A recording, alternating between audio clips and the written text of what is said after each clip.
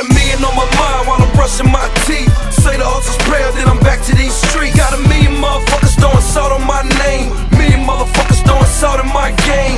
Can't hear you bitch ass niggas, yeah, I'm sorry. Too busy switching these gears in my Ferrari. Roof through gymnastics, shit's like magic. Life like traffic, this shit here classic. What is up, guys? Welcome to another episode of Maximilian Must Know. In this episode, we're going to be taking a look at the first Guerlain fragrance reviewed on the show. This is obviously a house with a rich history, and one of the first houses that pops up into my mind when I think of classic French perfumes. I tend to think Chanel, Guerlain, Dior, and Homme. And Guerlain's about 175 years old. It was started in 1928 by a gentleman named Pierre-François Pascal Guerlain. And at first, it was a company that took a lot of pride in getting the best natural ingredients. But they're also one of the first houses to start using synthetics. In fact, it is believed that Giddy is one of the first fragrances to contain a synthetic note ingredient, and that ingredient was coumarin, which they used in 1889. And the house, like many others, started off as a company that sold personal hygiene items. Eventually, they made their way into producing popular fragrances. When the founder died, his son Homme became the owner and perfumer. In fact, it was him who came up with Giddy and the standard formula of notes that would become known as Guerlainade. The way that Chanel's known for their aldehydes and Creed's known for their ambergris, and Amouage is becoming known for their frankincense, Guerlain became known for that Guerlainade base. Pierre-François' nephew Jacques took over after Homme, and he's the one that brought worldwide to acclaim to the house and took it out of being just a regional and local house. He created timeless fragrances like Mitsuko and Shalimar, and if you know anything about fragrances, you know that those two, along with fragrances like Fracas and Chanel No. 5, are sort of the most famous and well-respected women's fragrances in the world. Mitsuko and Shalimar were both created before 1925 and are still sold at Sephora, which says a lot. Now, it was Jean-Paul Guerlain, the grandson of Jacques, who started getting their men's fragrance line going in the 50s with scents like Abat Rouge and Vetiver. Again, those are two scents that are still being sold today. And Vetiver might be the most famous Vetiver men's fragrance of all time. Abat Rouge is no slouch either. Fast forward to 1994 when the house ceased to become a family-owned house. They sold to the LVMH group, and Terry Wasser took over as head perfumer for the brand. And in June of 2005, their Paris boutique was completely renovated and turned into an office space and fragrance museum. Now over 200 fragrances from the Guerlain catalog, and there truly is something for everyone, and a large number of fragrances at different price points. They have their sort of designer price fragrances, scents like Homme and Abat Rouge and Vetiver, and then scents at the higher end of the spectrum, Derby, Spiritus de Bovigny, Tonka Imperial. But there is something for everyone, and if you have not yet experienced a Guerlain scent, I implore you to get your hands on some decants and samples and explore not only the history of Guerlain, but the history of perfume and fragrances in general. In 2004, Guerlain worked on two fragrances, one for women and one for men, both called L'Instant. The memo was composed by Beatrice Piquet. If you're unfamiliar with her work, she's done a great deal of fragrances, mostly women's fragrances, but some good men's one as well. Some of the Beckham scents. She also did Echo for Davidoff, and Imperial Armani Night for Armani, and Sun Men for Jill Sander.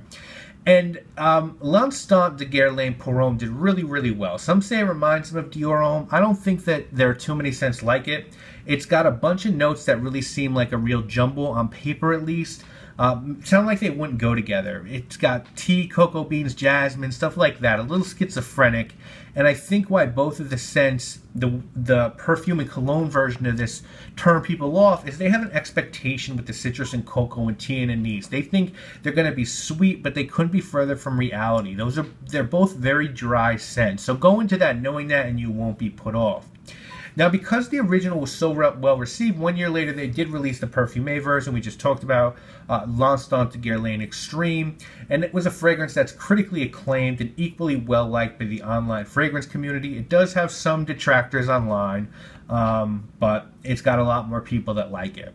The fragrance that we're going to be reviewing today is the 2004 fragrance, L'Instant Guerlain for Men. And just a note on purchasing this, the extreme version, which I will be purchasing in the future, is not easy to get in the US. I don't think it's available retail. I think you might be able to get it on eBay, or making a call to the Guerlain counter at Bergdorf Goodman in New York, or calling the Guerlain store in Canada. I think in Toronto they'll ship it to you. But I decided to pick up the original version first and really get my handle on it. And if I really love it, I'll go the extra mile, pick up the extreme version, and jump through the hoops that I need to. This fragrance is fairly easy to find. I got my bottle, which is a 75 ml version, for $43 on Amazon. You can get the 100 ml for $56 on Amazon as well. So great prices for a pretty timeless fragrance, and a fragrance that many consider to be a future classic. So let's get into it with the presentation. It just says Guerlain L'Instant de Guerlain pour Homme, 2.5 ounce, 75 ml. Just Guerlain perfumes there. Usual stuff on the bottom, batch code, UPC code, and then the bottle. It's very simple. L'Instant Guerlain. It's very well done. Looks like it could easily be a Chanel bottle. Sort of classic and timeless itself, with these ridges on the back. And it says Guerlain Paris on the top. So a really well done bottle, also with a great atomizer. You really get some good spray with the atomizer on this fragrance. Notes on the fragrance are going to be bergamot, lemon, pepper, hibiscus seed, Badian crystal, patchouli, Indian jasmine petal, lapsing tea leaves, elemi, bitter cocoa bean, and Mysore sandalwood. So a lot going on here. The scent sort of reminds me of Dior Homme with its notes, with the citrus and cocoa. No iris here, but we do have a jasmine as the flower in this fragrance. And if you're curious as to what Badian crystals are, just an older name for anise seeds. So what really Badian crystals, we're just talking about anise notes, basically. And longtime subscribers of mine probably know that I really like that note, licorice notes. And so I was happy to see that here, and happy to see it in the composition. And guys, this could easily be signature scent worthy. I think it works well for any season. It's got that nice citrus at top, so it can work in the warmer weather. It's also got the cocoa and sandalwood, so it can stand up to colder weather. I really like this. I think I might like it a bit better than the extreme version, because the extreme version is drier and a bit less versatile. The citrus isn't as much of a player in that one. I mean, I want to own both, but you really can sort of look at it as the difference between Dior Homme Sport and Dior Homme Intense. I say sport because sport does have the lemon intro. There's not much out there that smells like this. It's extremely unique and elegant, something you can wear to high-end events. It retains a playful freshness with the bergamot and lemon, but sort of veers off into deeper and richer genre with the tea leaves and the elemi and the cocoa and the wood. So it sort of says, hey, I'm here to have fun, and I like bright, uplifting scents, but then it also says, I like something a bit more interesting and deeper and richer as well, and that's why I do like it so much. There's just so much going on with it. The citrus is really good. When a house like Guerlain does citrus, they do a pretty good job at it. So it's well done, and it's really well structured. The base and the middle are great and stand out as well. It's great bang for your buck. It's, as I said, a great atomizer, so 2 sprays is enough, 1 behind each ear. You're going to get good longevity and projection out of this scent, probably better longevity than projection. Both are more than reasonable.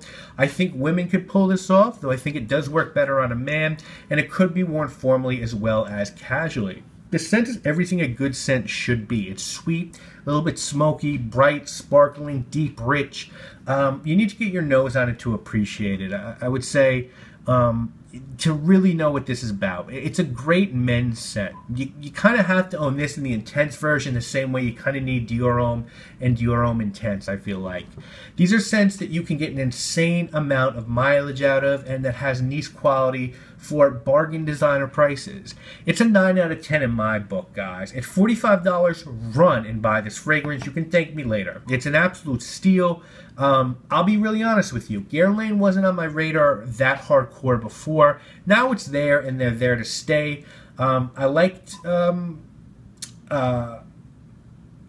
Guerlain Homme, but this just far surpasses it in my opinion. I have Guerlain Homme, but this is a whole nother level as far as I'm concerned. I'm going to go back and purchase Heritage and Vetiver and Abbot Rouge, and really fill out my Guerlain collection, because it's a great house. And I'm also going to really give Derby and Cuir Beluga and Tonka Imperial a good look as well. I did Tonka Imperial in a sample shopping episode earlier, and I really like that. This is going to be heavy in my fall and winter rotation, and will definitely get some play during the warmer months as well. I honestly shouldn't have waited so long to get this one, because as I said, that value was just second to none. So definitely check out L'Instant de Guerlain. It's just so beautiful. It really, really is signature scent worthy for most guys. So thank you for watching this week's episode of Maximilian Must Know. We will be back next week for another sample shopping episode. We're going to look at scents from Maison Francis Kurkdjian, by Kilian, Escada, and Profumum Roma next week. And then stay tuned for a niche review of a very high-end fragrance that I am in love with. So stay tuned for that. Might have another 10 out of 10 in our hands. Only the third one this year. I'm not 100% sure yet because the price is high, but we'll definitely see. I guess you're just going to have to watch to find out. Thank you guys all so much for watching. Say like that word to my mama. That word come in, yeah, it's on your honor. Give me all the time in the world and I quote. You give me 100 years, but I won't be broke. When you're broke, treat you like a bad joke.